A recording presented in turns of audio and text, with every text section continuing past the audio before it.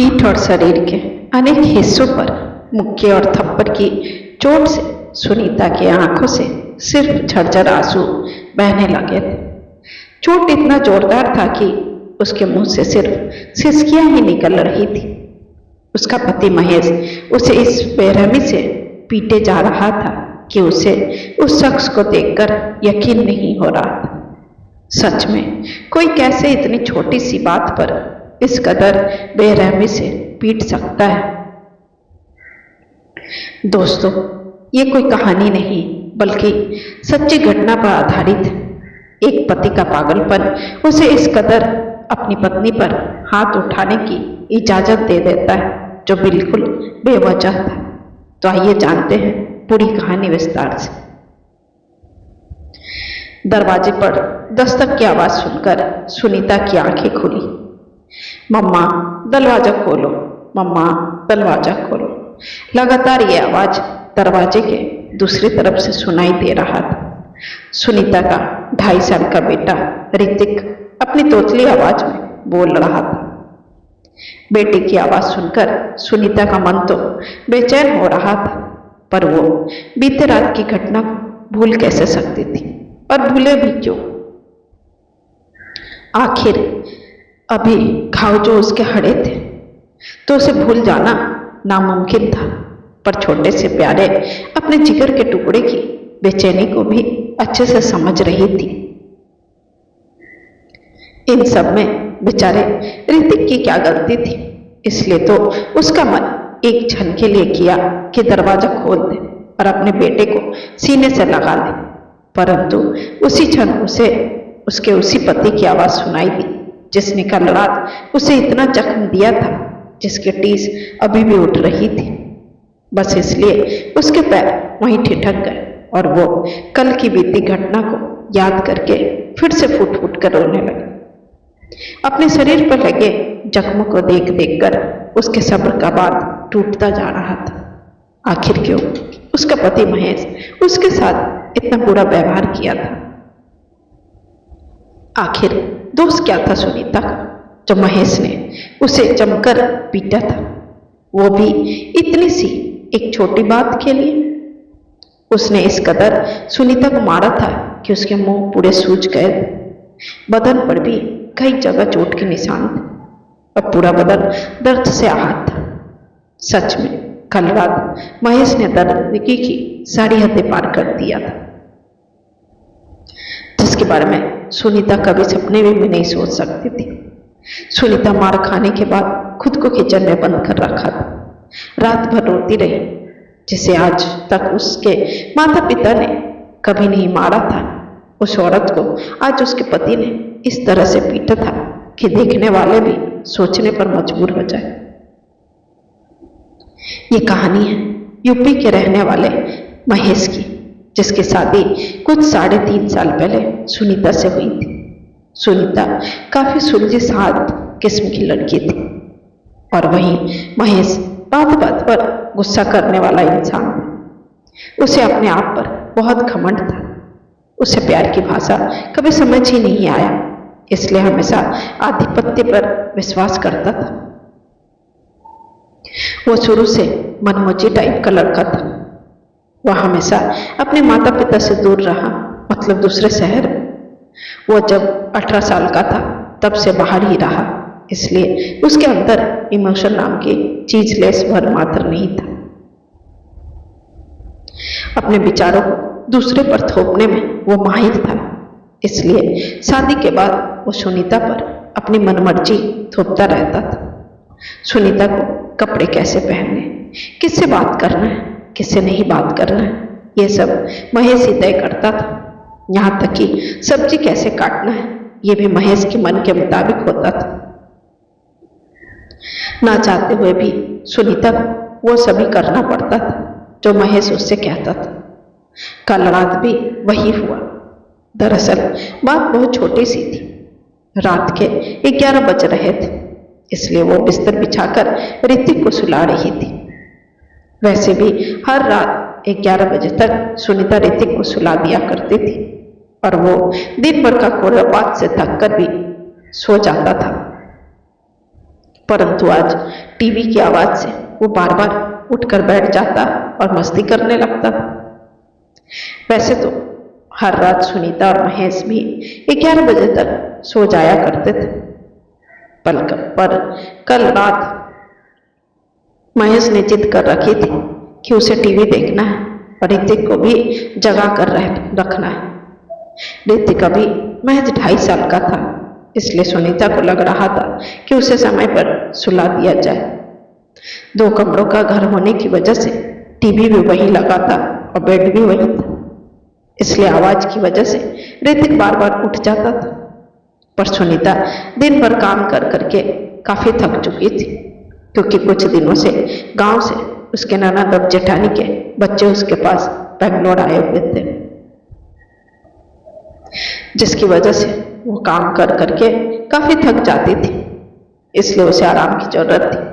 पर ऋतिक का यूं बार बार उठकर शैतानी करना उसके थके शरीर को और थका रहा था। ऊपर से कल सुबह सब बच्चों को बाहर घूमने जाना था, वो भी सुबह के 6 बजे। बस इसलिए वो ऋतिक को सुलाने की कोशिश कर रही थी। एक तो घर पहले से ही 1 बेडरूम किचन का था, ऊपर से घर में 4 और बच्चे, जिसकी उम्र करीब 13-14 साल था। घर छोटा होने की वजह से भी सुनीता को काफी परेशानी हो रही थी। सबको एक ही कमरे में सोना था, वो अलग परेशानी थी। बस इसी परेशानी से चिढ़कर सुनीता महेश को टीवी बंद करने के लिए बार बार बोल रही थी, ताकि ऋतिक और दूसरे सभी बच्चे आराम से सो सके।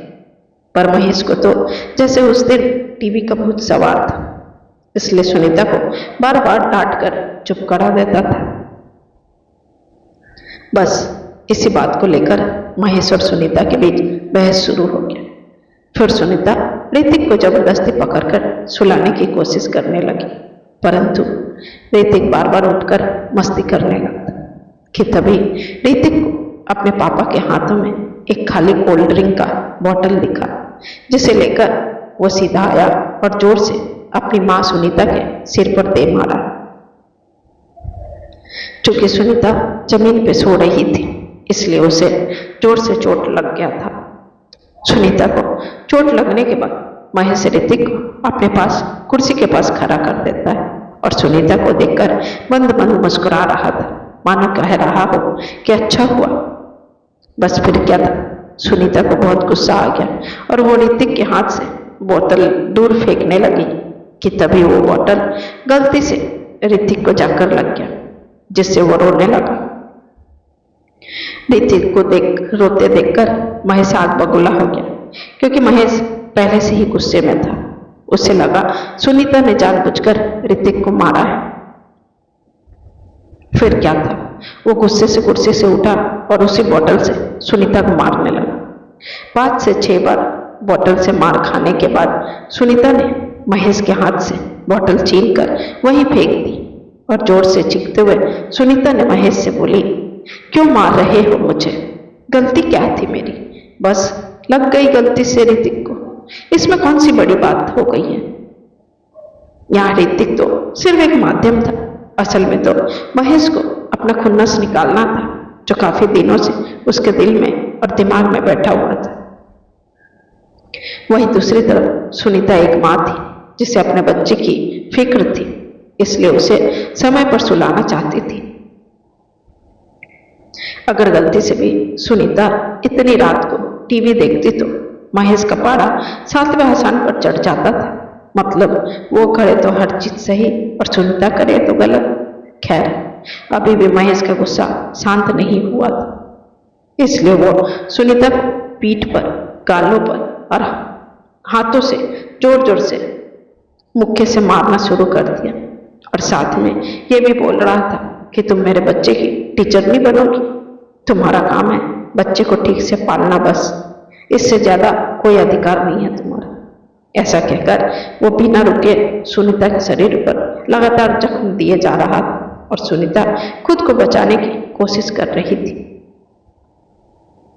दोनों पति पत्नी को देखकर चारों बच्चे उठकर आए और दोनों को बचाने लगे।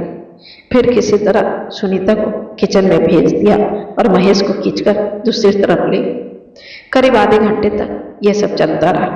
फिर सब शांत हो गए, क्योंकि अब तक सुनीता ने खुद को रसोई में बंद कर लिया था। रात बहुत हो गई थी, इसलिए महेश और सभी बच्चे टीवी बंद कर के सो गए थे। पर सुनीता रात भर किचन में रोती रही, अपने जख्मों को देख देख कर घुटती रही और महेश के आक्रामक व्यवहार को देखकर रात भर सोचती रही कि आखिर उसने इतनी बुरी तरह से उसे क्यों मारा। क्या उसने अपने बच्चे के बारे में सोचकर गलत किया? क्या एक माँ को सिर्फ बच्चों की आया होती है? क्या एक माँ सिर्फ बच्चों की आया होती है? इससे ज्यादा कुछ नहीं। और शुरुआत से लेकर बड़े होने तक एक माँ ही तो होती है जो अपने बच्चे के हर क्षण में उसके साथ खड़ी रहती है। पिता तो सिर्फ उसकी जरूरतों को पूरा करने का काम करता है, पर माँ बच्चों के लालन पालन में अपने दिन का चैन और रातों की नींद भी गंवा देती है। फिर महेश के मन में ये कैसा भेदभाव था? कहीं ना कहीं ये उसकी परवरिश का नतीजा था जो उसके माता पिता ने उन्हें दिया था।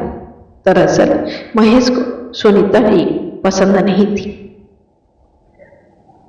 महेश को एक ऐसी पत्नी चाहिए थी जो बिना कुछ कहे चुपचाप महेश की आज्ञा का पालन करती रहे। कहने का मतलब उठो तो उठो और बैठो तो बैठो। पर सुनीता पढ़ी लिखी लड़की थी, अच्छा बुरा जानती थी, इसलिए महेश से अक्सर मतभेद हो जाता था। और वैसे भी शादी को अभी ज्यादा समय भी नहीं हुआ था जिससे दोनों में एक दूसरे के प्रति अंडरस्टैंडिंग हो। खैर, रात भर दर्द से कराहती हुई सुनीता मन ही मन अपना निर्णय ले चुकी थी, क्योंकि इतने सालों से वे भी महेश को देख रही थी और समझ रही थी, पर उसका व्यवहार उसे बिल्कुल भी समझ नहीं आ रहा था। उसका आक्रूर अहंकारी वाला व्यक्तित्व उसे बिल्कुल पसंद नहीं आता है। वो सुनीता को अपने पैरों की जूती समझता था, इसलिए तो उसकी मर्जी, उसकी इच्छा उसके लिए कोई मायने नहीं रखता था। खैर, ऋतिक की प्यारी आवाज सुनकर और चारों बच्चों की आवाज सुनकर सुनीता दरवाजा खोल देती और किचन से बाहर आते ही अपना सामान बांधना शुरू कर देती।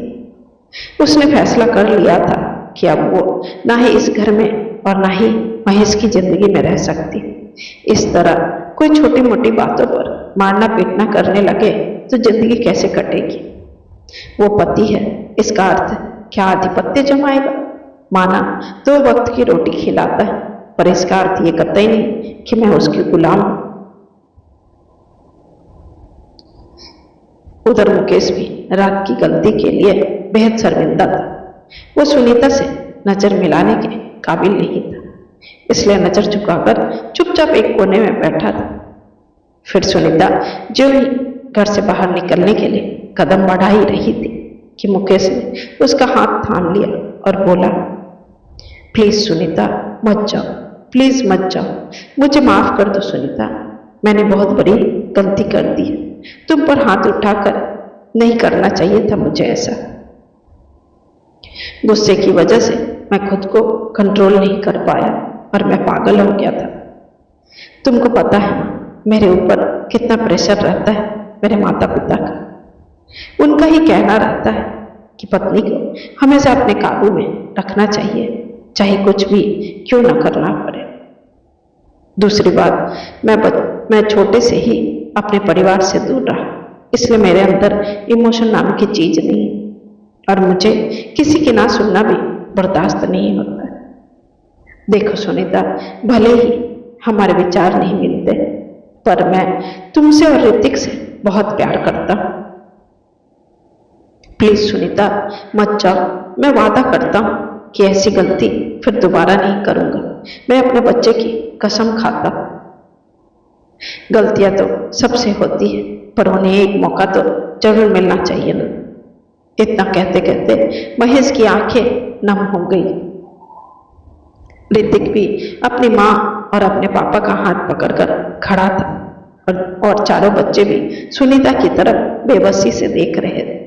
ऋतिक भी शायद अपने पिता छोड़कर नहीं जाना चाहता था, इसलिए तो वो अपने मम्मी पापा का हाथ थामकर खड़ा था।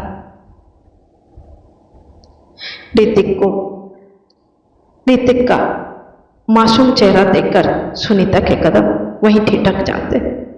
वो चाहकर भी घर से बाहर कदम बढ़ा न सकी, क्योंकि अगर वो एक बार उस गृहस्थी की लक्ष्मण रेखा से बाहर निकल जाती तो शायद फिर वो कभी लौट कर नहीं आ पाती, और ना ही ऋतिक को पिता के प्यार से वंचित रख सकती थी। बस इसलिए वो महेश से कहती, ठीक है, इस बार पहला और आखिरी मौका दे रही हूँ, वो भी सिर्फ और सिर्फ ऋतिक के कारण, क्योंकि मैं नहीं चाहती कि ऋतिक पिता के स्नेह दुलार से दूर हो जाए। पर जीवन में यदि फिर कभी ऐसा हुआ तो तुम मेरा मरा हुआ चेहरा देखोगे। सुनीता की बात सुनकर महेश से रहा नहीं गया और वो जोर से सुनीता को प्यार की झपकी देने लगा। पर सुनीता अभी भी महेश से नाराज थी और इतनी जल्दी उसे माफ करने के मूड में नहीं थी। पर वक्त के साथ महेश अपने आप को सुधारने लगा था। अब वो सुनीता के बातों का भी मान रखता था और उसे भी इज्जत और सम्मान देने लगा था जिसकी वो हकदार थी। आज शादी के 25 साल बीत चुके थे, पर आज तक फिर महेश ने कभी हाथ नहीं उठाया सुनीता पर। प्रिय मित्रों, पत्नी कोई सामान नहीं होती जिस पर जब मर्जी अपना आधिपत्य जमा ले। वो भी पूरे सम्मान की अधिकारी होती है। कुछ पति होते हैं ऐसे जिसे पत्नी पर हुकूमत करना अच्छा लगता है, क्योंकि उसके अंदर पुरुषत्व अहंकार होता है। उसे लगता है कि पत्नी मतलब उसके गुलाम। जब जी चाहा उसे मार दिया, जब जी चाहा उसे अपनी जिंदगी से दूर कर दिया। पत्नी अर्धांगिनी होती है। उसका पूरा अधिकार होता है उस पर, उसके घर पर और उसके बच्चे पर। और माँ का तो पूर्ण अधिकार होता है अपने बच्चे पर, क्योंकि वो ही एक छोटे से बीज से लेकर बड़े होने तक उसकी परवरिश करती है। इसलिए माँ को कभी भी अपने बच्चे को उसके भले और बुरे का अच्छे से ज्ञान होता है और कभी भी एक माँ को इसके लिए नहीं रोकना चाहिए।